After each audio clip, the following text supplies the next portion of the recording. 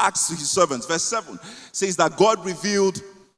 Say God, he made known himself. He made known himself to Moses and his ways to the children of Israel. God reveals his ways. He reveals his ways. Now, some of the things we are talking about here, they have an element of what I would call a personal walk with God. One of the translations says God revealed his character to Moses. You can't know God's character in just walking with him based on what someone else is telling you. Which is why it is extremely important to every one of us to get to know God for ourselves. Because when you know God for yourself, I can't count the number of times I go into the place of personal devotion, and just before I fall on my knees, it's like God is saying, you need to get that right. This is not okay. Or you're reading the word and something just pops out and says, you're not okay in this area.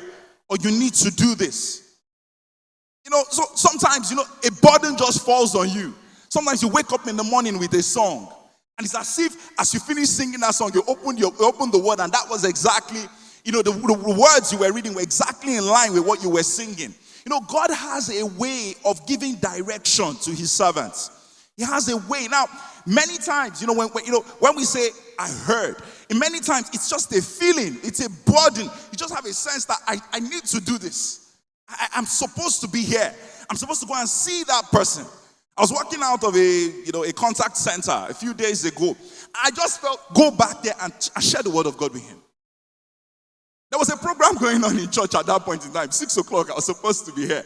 But I could not, I wanted to go into my car. I said, go back and share the word of God with him. So God has a way of laying it on you and say, just go there.